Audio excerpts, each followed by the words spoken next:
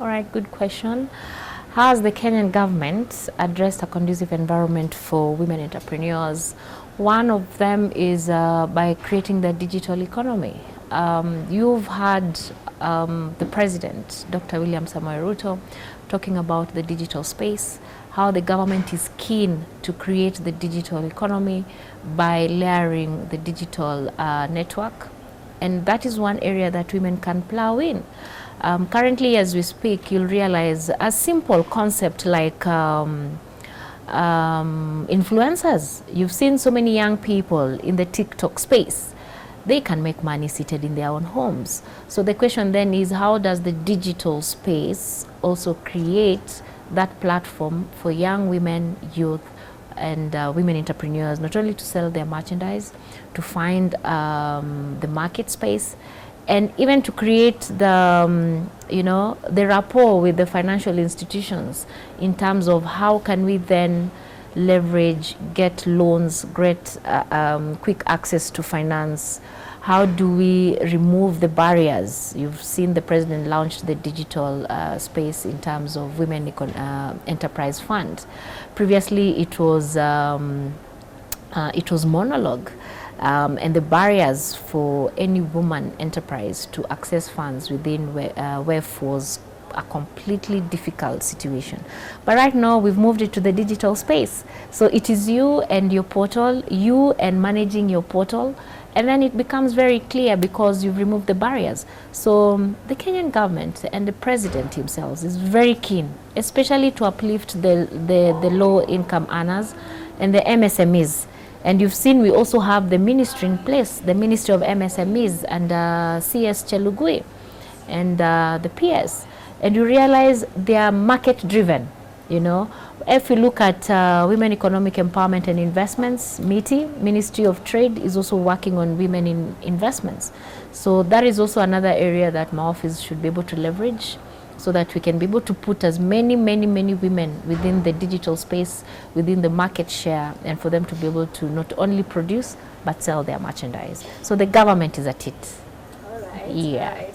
Moving from the Kenyan government and now thinking global, what are the opportunities that Pan-African women entrepreneurs have or can be able to explore to grow their business? All right.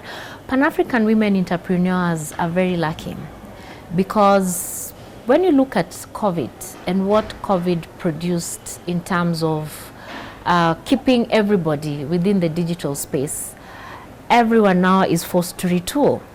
We are actually forced to retool and look at the global space within our market share. For instance, yesterday I was having a discussion with the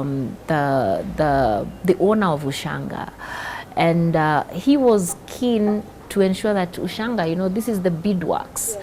That most of our communities, and especially within the village setup, they have been doing beadwork, and it's such a beautiful concept.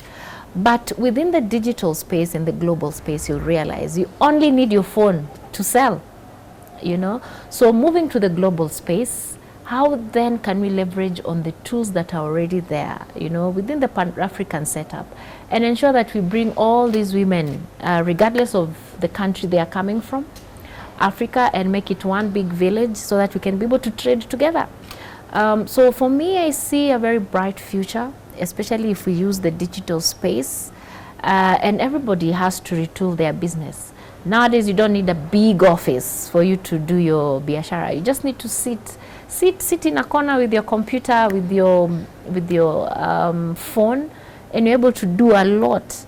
We've also seen the influencer market, and I think that is one area that we need to tap into, We need to create good content. The marketing space has also changed. The traditional marketing is no longer on TV and radio. It is now on the social platform. So all businesses have to retool. We have to think big, we have to think global, and we have to look at everything we do within the gender lens. So that is where I see the Pan-African woman in the near future. So there is hope. Yeah. So what would be your encouragement or your remarks on aspiring women entrepreneurs across the globe? For me, my encouragement to women across the globe is that every business that you want to put in place, you must have a passion for it. You know, it must be from within you, because if you're passion driven, you'll sleep, dream, eat your business. Starting a business is not easy, but for them, they have to ensure that their businesses are within the legal framework. And putting them within the legal framework then makes them to be, gives them a competitive advantage. It allows them to access finances. It allows them to brand. They need to brand themselves. And above all, there is really hope for the woman, because world over, it is now, we're looking at everything within the gender lens. And even when we talk about gender and women, we want to say that we need the men voices as well. You see, when you have a society that is balanced, both male and female, the youth, they all bring something on the table. There's advantage when you include everyone, vis-a-vis when you remove a certain arm of the space, which then make you not attain your full potential. So for me, it's to encourage all women, youth out there that there's really much we can do. They just need to find their calling. They need to find their space, dream large, and move towards getting what they want. So they have to be go-getters. Yeah. So thank you very much.